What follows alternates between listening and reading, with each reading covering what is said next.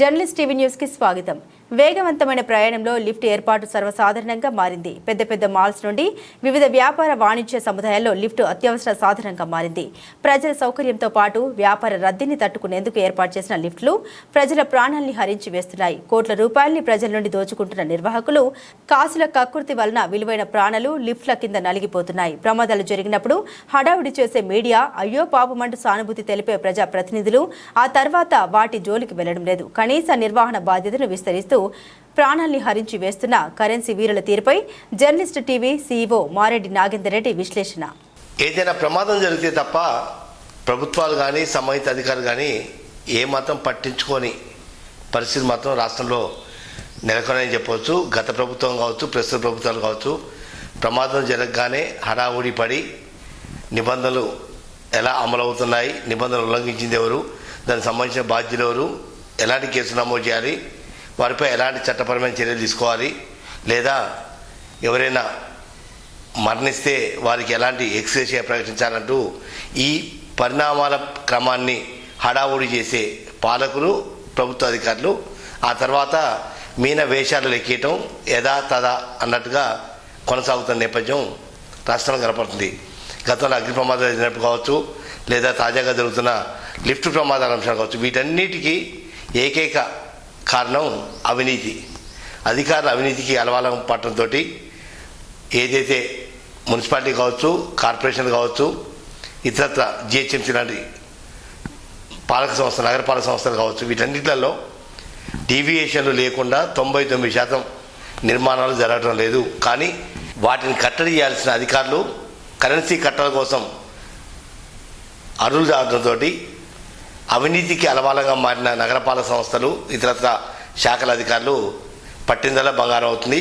వాళ్ళ పాపం ఏదో ఒక రోజు పండి అది ప్రజల ప్రాణాల మీదకి వస్తున్నది వాస్తవాంశం. తాజాగా రాష్ట్రంలో అది హైదరాబాద్ కావచ్చు, ఇటు వివిధ ప్రాంతాలలో సిరిసిల్ల కావచ్చు, ఖమ్మం కావచ్చు, ఈ ప్రాంతాల్లో జరిగిన లిఫ్ట్ ప్రమాదాల విషయంలో వరుస ప్రమాదాలు, మరణాల సంఖ్య క్రమంగా పెరుగుతుంది. ఈ నేపథ్యంలోనే రాష్ట్రంలో లిఫ్ట్ల నిర్వహణ అంశంపై ఓ చర్చ కొనసాగుతుంది. వాస్తవంగా లిఫ్టులు మన్నికతో కూడుకున్నవే.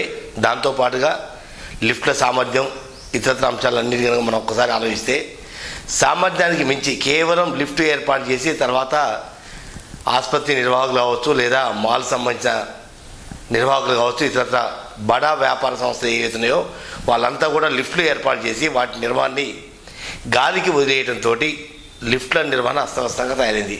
వాస్తవంగా మనం ఏ మాల్స్ పోయినా అక్కడ వాస్తవంగా లిఫ్ట్ బాయ్ ఉండాలి. లిఫ్ట్ బాయ్ ద్వారానే ఆ లిఫ్ట్ నిర్వహణ కొనసాగించాలి.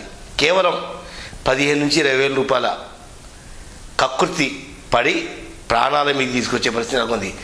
ఆసుపత్రి నిర్వాహకులు కావచ్చు, లేదా మాల్ నిర్వాహకులు కావచ్చు, ఇతర ఏ సంబంధించిన అపార్ట్మెంట్ నిర్వాహకులు కావచ్చు, ఎవరైనా ఎక్కడైనా లిఫ్ట్లు ఏర్పాటు చేసిన తర్వాత లిఫ్ట్ బాయ్ అనేది నిబంధనల ప్రకారం ఏర్పాటు చేయాల్సిన అంశం. కానీ ఏ అపార్ట్మెంట్లు పోయినా, ఏ మాల్స్ పోయినా, ఏ ఆసుపత్రులకు పోయినా లిఫ్ట్ నిర్వాహకులు, లిఫ్ట్ బాయ్ అంటూ ఉంటాడు. అక్కడ కేవలం సామర్థ్యానికి మించి హడావుడిగా రోగులు కావచ్చు, ఇతరత్ర ప్రజలు కావచ్చు, మనం వెళ్ళామా, పని చూసుకున్నామా, వచ్చామనే తరహాలో లిఫ్ట్లోకి వెళ్ళి సామర్థ్యానికి మించి లిఫ్ట్ నిర్వహించడం వల్ల లోపాలు తలెత్తడంతో పాటు నెలవారీ నిర్వహణ పట్టించుకోకపోవడం, అంటే నెలకు లిఫ్ట్ మెయింటెనెన్స్ కింద ఒక 3,000 5,000 ఏదైతే గ్రీస్ సంబంధించి కావచ్చు లేదా దానికి సంబంధించిన థ్రెడ్ ఇవన్నీ ఎప్పటికప్పుడు వెరిఫై చేసుకోవాల్సిన నిర్వాహకులు ఓ లిఫ్ట్ పెట్టాము పని అయిపోయింది మనం పైసలు కూడబెట్టుకున్నామనే తరహాలో వ్యవహరించడం వల్ల అపార్ట్మెంట్ కావచ్చు, ఆసుపత్రులు కావచ్చు, మాల్స్ కావచ్చు, వీటన్నిటిలో నిర్వహణ లోపమే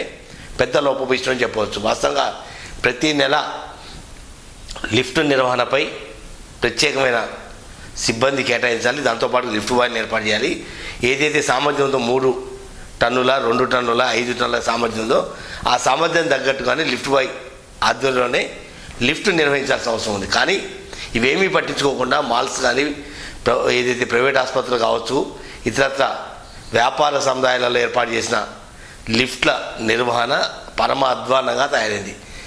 గేట్ వేయకపోవడం సరిగా, లేదా లిఫ్ట్ని ఏదైతే బటన్ సరిగా పనిచేయకపోవడం, దాంతోపాటుగా థ్రెడ్, ఇన్నర్ థ్రెడ్ ఏదైతే మనకు కనిపించిన సాంకేతిక అంశం ఏదైతుందో ఆ థ్రెడ్కి సంబంధించిన ఏదైనా మధ్యలో కనుక ఓవర్లోడ్ పడినప్పుడు ఆ థ్రెడ్లు ఒక్కొక్కటి విడిపోయినప్పుడు దాంట్లో ఉన్న సామర్థ్య బరువు తగ్గిపోయి హడావుడిగా ఒక 8 మందో 10 మందో ఎక్కినప్పుడు ఆ థ్రెడ్ తెగిపోవడం అనేది సర్వసాధారణంగా జరగడం, ప్రమాదం జరగడానికి ప్రధాన కారణం అని చెప్పవచ్చు. కేవలం 5-6 లక్షలు 10 లక్షల రూపాయలు లిఫ్ట్ ఏర్పాటుకి పెడుతున్నారు తప్ప నిర్వహణ మాత్రం పట్టించుకోవడం లేదు.